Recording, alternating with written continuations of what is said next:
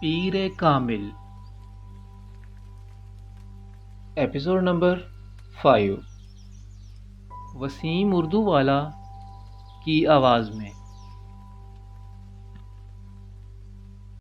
وہ 16-17 سال کا ایک دبلا پتلا مگر لمبا لڑکا تھا۔ اس کے چہرے پر بلوغت کا وہ گہرا رواں نظر آ رہا تھا جسے ایک بار بھی شیو نہیں کیا گیا تھا، اور اس روئیں نے اس کے چہرے کی معصومیت کو برقرار رکھا تھا۔ وہ سپورٹس شارٹس اور ایک ڈھیلی ڈالی شرٹ پہنے ہوئے تھا۔ اس کے پیروں میں کاٹن کی جرابیں اور جاگرز تھے۔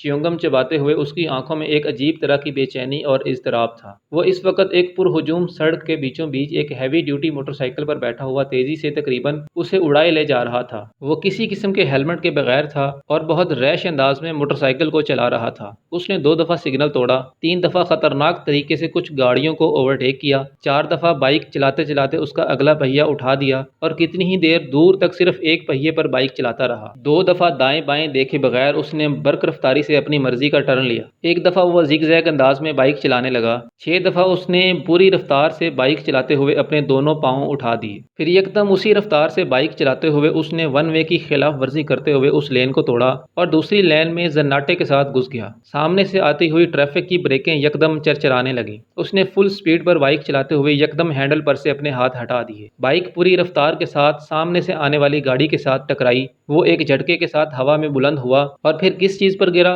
اسے اندازہ نہیں ہوا۔ اس کا ذہن تاریک ہو چکا تھا۔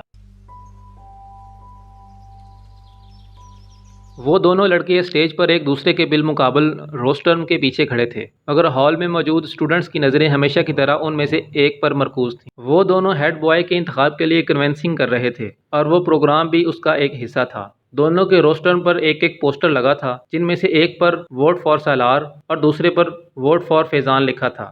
اس وقت فیضان ہیڈ بوائے بن جانے کے بعد اپنے ممکنہ اقدامات کا اعلان کر رہا تھا، جبکہ سالار پوری سنجیدگی کے ساتھ اسے دیکھنے میں مصروف تھا۔ فیضان اسکول کا سب سے اچھا مقرر تھا اور اس وقت بھی وہ اپنے جوش خطابت کے کمال دکھانے میں مصروف تھا اور اسی برٹش لہجے میں بات کر رہا تھا جس کے لیے وہ مشہور تھا۔ بہترین ساؤنڈ سسٹم کی وجہ سے اس کی آواز اور انداز دونوں خاصے متاثر کن تھے۔ ہال میں بلا شبہ سکوت طاری تھا، اور یہ خاموشی صرف اسی وقت ٹوٹتی جب فیضان کے سپورٹرز اس کے کسی اچھے جملے پر داد دینا شروع ہوتے۔ ہال یکدم تالیوں سے گونج اٹھتا۔ آدھ گھنٹہ کے بعد وہ جب اپنے لیے ووٹ کی اپیل کرنے کے بعد خاموش ہوا تو ہال میں اگلے کئی منٹ تالیاں اور سیٹیاں بجتی رہیں۔ ان تالیوں میں خود سالار سکندر بھی شامل تھا۔ فیضان نے ایک فاتحانہ نظر ہال پر اور سالار پر ڈالی اور اسے تالیاں بجاتے دیکھ کر اس نے گردن کے ہلکے اشارے سے اسے سراہا۔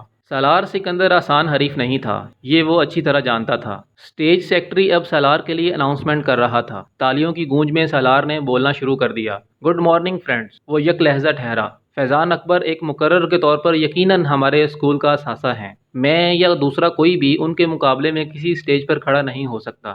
وہ ایک لمحہ کے لیے رکا۔ اس نے فیضان کے چہرے کو دیکھا جس پر ایک فخریہ مسکراہٹ ابھر رہی تھی، مگر سالار کے جملے کے باقی حصے نے اگلے لمحے اس مسکراہٹ کو غائب کر دیا۔ اگر معاملہ صرف باتیں بنانے کا ہو تو ہال میں ہلکی سی کھلکھلاہٹیں ابھریں۔ سالار کے لہجے کی سنجیدگی برقرار تھی۔ مگر ایک ہیڈ بوائے اور مقرر میں بہت فرق ہوتا ہے۔ مقرر کو باتیں کرنی ہوتی ہیں، ہیڈ بوائے کو کام کرنا ہوتا ہے۔ دونوں کے درمیان ٹاکر اور ڈوئر کا فرق ہوتا ہے، اور great talkers are not great doers. Salar کے سپورٹرز کی تالیوں سے ہال گونج اٹھا۔ میرے پاس فیضان اکبر جیسے خوبصورت لفظوں کی روانی نہیں ہے، اس نے اپنی بات جاری رکھی۔ میرے پاس صرف میرا نام ہے اور میرا متاثر کن ریکارڈ، اور مجھے کنونسنگ کے لیے لفظوں کے کوئی دریا نہیں بہانے، مجھے صرف الفاظ کہنے ہیں۔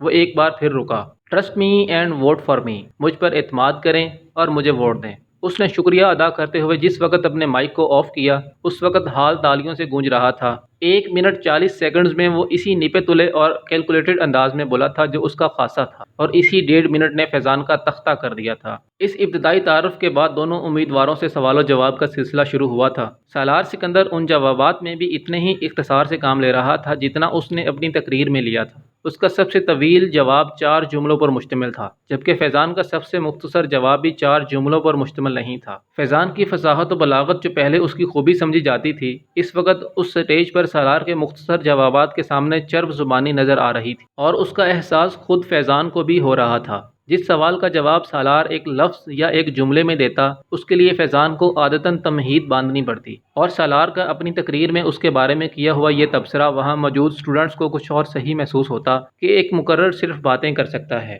سالار سکندر کو ہیڈ بوائے کیوں ہونا چاہیے؟ سوال کیا گیا۔ کیونکہ آپ بہترین شخص کا انتخاب چاہتے ہیں، جواب آیا۔ کیا یہ جملہ خود ستائشی نہیں ہے؟ اعتراض کیا گیا۔ نہیں، یہ جملہ خود شناسی ہے۔ اعتراض کو رد کر دیا گیا۔ خود ستائشی اور خود شناسی میں کیا فرق ہے؟ ایک بار پھر چبھتے ہوئے لہجے میں پوچھا گیا۔ وہی جو فیضان اکبر اور سالار سکندر میں ہے، سنجیدگی سے کہا گیا۔ اگر آپ کو ہیڈ بوائے نہ بنایا تو آپ کو کیا فرق پڑے گا؟ فرق مجھے نہیں، آپ کو پڑے گا۔ کیسے؟ اگر بہترین آدمی کو ملک کا لیڈر نہ بنایا جائے تو فرق قوم کو پڑتا ہے، اس بہترین آدمی کو نہیں۔ آپ اپنے آپ کو پھر بہترین آدمی کہہ رہے ہیں۔ ایک بار پھر اعتراض کیا گیا۔ کیا اس ہال میں کوئی ایسا ہے جو خود کو برے آدمی کے ساتھ ایکویٹ کرے؟ ہو سکتا ہے ہو، پھر میں اس سے ملنا چاہوں گا۔ ہال میں ہنسی کی آوازیں ابھریں۔ ہیڈ بوائے بننے کے بعد سالار سکندر جو تبدیلیاں لائے گا اس کے بارے میں بتائیں۔ تبدیلی بتائی نہیں جاتی، دکھائی جاتی ہے، اور یہ کام میں ہیڈ بوائے بننے سے پہلے نہیں کر سکتا۔ چند اور سوال کیے گئے، پھر اسٹیج سیکرٹری نے حاضرین میں سے ایک آخری سوال لیا۔ وہ ایک سری لنکن لڑکا تھا جو کچھ شرارتی انداز میں مسکراتے ہوئے کھڑا ہوا۔ اگر آپ میرے ایک سوال کا جواب دے دیں تو میں اور میرا پورا گروپ آپ کو ووٹ دے گا۔ سالار اس کی بات پر مسکرایا۔ جواب دینے سے پہلے میں جاننا چاہوں گا کہ آپ کے گروپ میں کتنے لوگ ہیں؟ اس نے پوچھا۔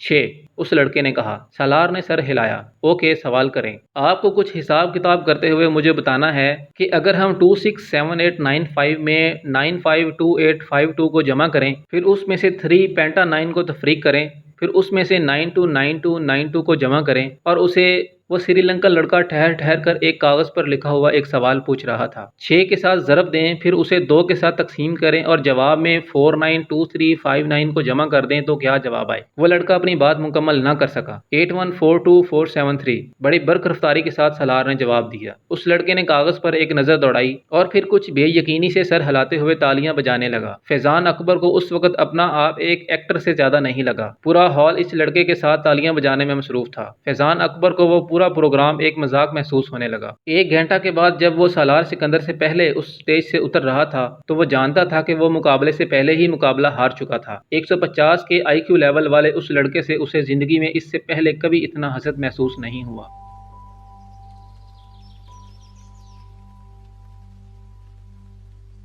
امامہ آپا، آپ لاہور کب جائیں گی؟ وہ اپنے نوٹس کو دیکھتے ہوئے چونکی۔ سر اٹھا کر اس نے سعد کو دیکھا۔ وہ سائیکل کی رفتار کو اب بالکل آہستہ کیے اس کے گرد چکر لگا رہا تھا۔ کل؟ کیوں؟ تم کیوں پوچھ رہے ہو؟ امامہ نے اپنی فائل بند کرتے ہوئے کہا۔ جب آپ چلی جاتی ہیں تو میں آپ کو بہت مس کرتا ہوں۔ وہ بولا۔ کیوں؟ امامہ نے مسکراتے ہوئے پوچھا۔ کیونکہ آپ مجھے بہت اچھی لگتی ہیں، اور آپ میرے لیے بہت سے کھلونے لاتی ہیں، اور آپ مجھے سیر کروانے لے کر جاتی ہیں، اور آپ میرے ساتھ کھیلتی ہیں، اس لیے۔ اس نے تفصیلی جواب دیا۔ آپ مجھے اپنے ساتھ لاہور نہیں لے جا سکتی؟ امامہ اندازہ نہیں کر سکی یہ تجویز تھی یا سوال۔ میں کیسے لے جا سکتی ہوں؟ میں تو خود ہاسٹل میں رہتی ہوں، تم کیسے رہو گے وہاں؟ امامہ نے کہا۔ سعد سائیکل چلاتے ہوئے کچھ سوچنے لگا، پھر اس نے کہا، تو پھر آپ جلدی یہاں آیا کریں۔ اچھا، جلدی آیا کروں گی، امامہ نے مسکراتے ہوئے کہا۔ تم ایسا کیا کرو کہ مجھ سے فون پر بات کر لیا کرو، میں فون کیا کروں گی تمہیں۔ ہاں، یہ ٹھیک ہے۔ سعد کو اس کی تجویز پسند آئی۔ سائیکل کی رفتار میں اضافہ کرتے ہوئے وہ لان کے لمبے لمبے چکر کاٹنے لگا۔ امامہ بے دھیانی کے عالم میں اسے دیکھنے لگی۔ وہ اس کا بھائی نہیں تھا۔ 10 سالہ سعد 5 سال پہلے ان کے گھر آیا تھا۔ کہاں سے آیا تھا اس کے بارے میں وہ نہیں جانتی تھی، کیونکہ اسے اس کے بارے میں اس وقت کوئی تجسس نہیں ہوا تھا، مگر کیوں لایا گیا تھا وہ اچھی طرح جانتی تھی۔ سعد اب 10 سال کا تھا اور وہ گھر میں بالکل گل مل گیا تھا۔ امامہ سے وہ سب سے زیادہ مانوس تھا۔ امامہ کو اس پر اکثر ترس آتا۔ ترس کی وجہ اس کا لاوارث ہونا نہیں تھا، ترس کی وجہ اس کا مستقبل تھا۔ اس کے 2 چچاؤں اور ایک تایا کے گھر بھی اس وقت اسی طرح کے گود لیے ہوئے بچے پل رہے تھے۔ وہ ان کے مستقبل پر بھی ترس کھانے پر مجبور تھی۔ فائل ہاتھ میں پکڑے سائیکل پر لان میں گھومتے سعد پر نظریں جمائے وہ کسی گہری سوچ میں ڈوبی ہوئی تھی۔ اسے دیکھتے ہوئے وہ اسی طرح کی بہت سی سوچوں میں الجھ جاتی تھی، مگر اس کے پاس کوئی حل نہیں تھا، وہ اس کے لیے کچھ نہیں کر سکتی تھی۔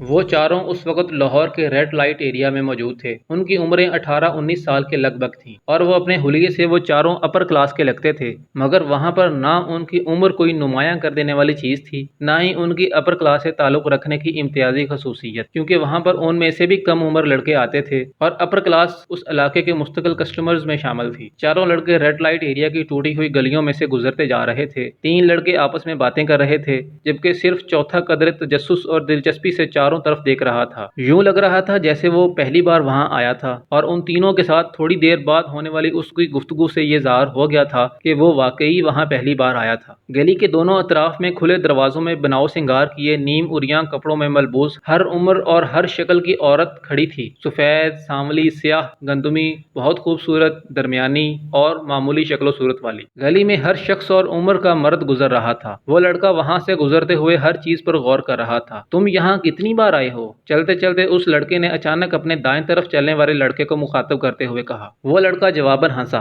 کتنی بار؟ یہ تو پتہ نہیں، اب تو گنتی بھی بھول چکا ہوں، اکثر آتا ہوں یہاں پر۔ اس لڑکے نے قدرے فخریہ انداز میں کہا۔ ان عورتوں میں مجھے کوئی اٹریکشن محسوس نہیں ہو رہی۔ نتھنگ اسپیشل اباؤٹ دیم، اس نے کندھے اچکاتے ہوئے کہا۔ اگر کہیں رات ہی گزارنی ہو تو کم از کم انوائرمنٹ یعنی ماحول تو اچھا ہو۔ It's such a dirty filthy place, یہ تو بہت ہی گندی جگہ ہے۔ اس نے گلی میں موجود گڑھوں اور کوڑے کے ڈھیروں کو دیکھتے ہوئے کچھ ناگواری سے کہا۔ پھر گرل فرینڈز کے ہوتے ہوئے یہاں آنے کی کیا ضرورت ہے؟ اس نے اس بار اپنی بھویں اچکاتے ہوئے کہا۔ اس جگہ کا اپنا ایک چارم ہے۔ گرل فرینڈز اور یہاں کی عورتوں کا کوئی مقابلہ نہیں ہے۔ گرل فرینڈز اس طرح کے ڈانس تو نہیں دکھا سکتی جو ابھی کچھ دیر بعد تم دیکھو گے۔ تیسرا لڑکا ہنسا۔ اور پھر پاکستان کی جس بڑی ایکٹریس کا ڈانس دکھانے ہم تمہیں لے جا رہے ہیں وہ تو بس۔ دوسرے لڑکے کی بات پہلے لڑکے نے کاٹ دی۔ اس کا ڈانس تو تم پہلے بھی دکھا چکے ہو۔ ارے وہ کچھ بھی نہیں تھا، بھائی کی شادی پر ایک مجرا کیا تھا، مگر یہاں پر تو بات ہی کچھ اور ہوتی ہے۔ وہ ایکٹریس تو ایک پوش علاقے میں رہتی ہے، پھر یہاں کیوں آتی ہے؟ پہلے لڑکے نے کچھ غیر مطمئن انداز میں اس سے پوچھا۔ یہ تم آج خود اس سے پوچھ لینا، میں کبھی اس سے اس طرح کے سوال نہیں کرتا۔ دوسرے لڑکے کی بات پر باقی دونوں لڑکے ہنسے، مگر تیسرا اسی طرح چبھتی ہوئی نظروں سے اسے دیکھتا رہا۔ ان کا سفر بالآخر اس گلی کے آخر میں ایک عمارت کے سامنے ختم ہو گیا۔ عمارت کے نیچے موجود دکان سے تینوں لڑکوں نے موتیے کے بہت سے ہار خریدے اور اپنی کلائیوں میں لپیٹ لیے۔ ایک ہار دوسرے لڑکے نے اس لڑکے کی کلائی میں بھی لپیٹ دیا جو وہاں آنے پر اعتراض کر رہا تھا۔ پھر ان لوگوں نے وہاں سے پان خریدے۔ تمباکو والا پان دوسرے لڑکے نے اس لڑکے کو بھی دیا جو شاید زندگی میں پہلی بار پان کھا رہا تھا۔ پان کھاتے ہوئے وہ چاروں اس عمارت کی سیڑھیاں چڑھنے لگے۔ اوپر پہنچ کر پہلے لڑکے نے ایک بار پھر تنقیدی نظروں سے چاروں طرف دیکھا اور پھر اس کے چہرے پر اطمینان کی ایک جھلک نمودار ہوئی۔ وہ جگہ بہت صاف ستھری اور خاصی حد تک آراستہ تھی۔ گاؤ تکیے اور چاندنیاں بچھی ہوئی تھیں اور باریک پردے لہرا رہے تھے۔ کچھ لوگ پہلے ہی وہاں موجود تھے۔ رقص ابھی شروع نہیں ہوا تھا۔ ایک عورت لپکتی ان کی طرف آئی۔ اس کے چہرے پر ایک خوبصورت مصنوعی مسکراہٹ سجی ہوئی تھی۔ اس نے دوسرے لڑکے کو مخاطب کیا۔ پہلے لڑکے نے غور سے اس عورت کو دیکھا۔ ادھیڑ عمر کی وہ عورت اپنے چہرے پر بے تحاشا میک اپ تھوپے اور بالوں میں موتیے اور گلاب کے گجرے لٹکائے شیفون کی ایک چنگاڑتی ہوئی سرخ ساڑی میں ملبوس تھی، جس کا بلاؤز اس کے جسم کو چھپانے میں ناکام ہو رہا تھا، مگر وہ جسم کو چھپانے کے لیے پہنا گیا بھی نہیں تھا۔ ان چاروں کو وہ ایک کونے میں لے گئی اور وہاں اس نے انہیں بٹھایا۔ پہلے لڑکے نے وہاں بیٹھتے ہی منہ میں موجود پان اس گلدان میں تھوک دیا جو ان کے قریب موجود تھا، کیونکہ پان منہ میں ہوتے ہوئے اس سے بات کرنا مشکل ہو رہا تھا۔ پان کا ذائقہ بھی اس کے لیے کچھ زیادہ خوشگوار نہیں تھا۔ تینوں لڑکے وہاں بیٹھے مدھم آواز میں باتیں کرنے لگے، جبکہ پہلا لڑکا اس ہال کے چاروں طرف موجود گاؤ تکیوں سے ٹیک لگائے ہوئے لوگوں کو دیکھتا رہا، جن میں سے کچھ اپنے سامنے شراب کی بوتلیں اور نوٹوں کی گڈیاں رکھے بیٹھے تھے۔ ان میں سے اکثریت سفید لٹھے کے کلف لگے کپڑوں میں ملبوس تھی۔ اس نے عید کے اجتماعات کے علاوہ آج پہلی بار کسی اور جگہ پر سفید لباس پہننے والوں کا اتنا بڑا اجتماع دیکھا تھا۔ خود وہ اپنے ساتھیوں کی طرح سیاہ جینز اور اسی رنگ کے آدھے بازوؤں والی ٹی شرٹ میں ملبوس تھا۔ ان کی عمر کے کچھ اور لڑکے بھی وہاں انہی کی طرح جینز اور ٹی شرٹس میں ملبوس تھے۔ تھوڑی دیر بعد ایک اور عورت اسی طرح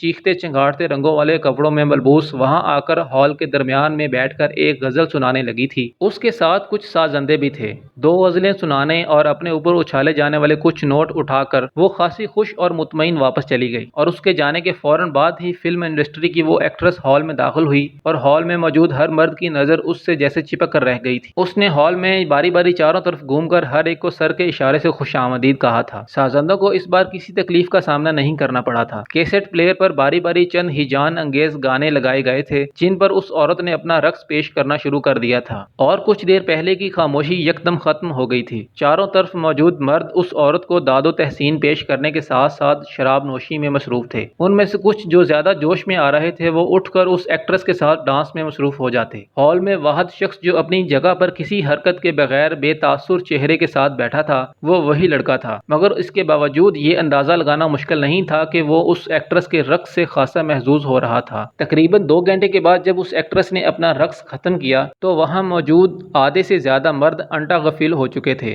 واپس گھر جانا ان کے لیے مسئلہ اس لیے نہیں تھا کیونکہ ان میں سے کوئی بھی گھر جانے کا ارادہ نہیں رکھتا تھا۔ وہ سب وہاں رات گزارنے آئے تھے۔ ان چاروں نے بھی رات وہاں گزاری۔ اگلے دن وہاں سے واپسی پر گاڑی میں اس دوسرے لڑکے نے جماہی لیتے ہوئے پہلے لڑکے سے پوچھا، جو اس وقت لاپرواہی سے گاڑی سے باہر دیکھنے میں مصروف تھا، کیسا رہا یہ تجربہ؟ اچھا تھا، پہلے لڑکے نے کندھے اچکاتے ہوئے کہا۔ بس اچھا تھا اور کچھ نہیں؟ تم بھی بس۔ اس نے قدرے ناراضی کے عالم میں بات ادھوری چھوڑ دی۔ کبھی کبھار جانے کے لیے اچھی جگہ ہے، اس کے علاوہ اور کیا کہہ سکتا ہوں، مگر سم تھنگ اسپیشل والی کوئی بات نہیں ہے۔ میری گرل فرینڈ اس لڑکی سے بہتر ہے جس کے ساتھ میں نے رات گزاری ہے، اس لڑکے نے دو ٹوک انداز میں کہا۔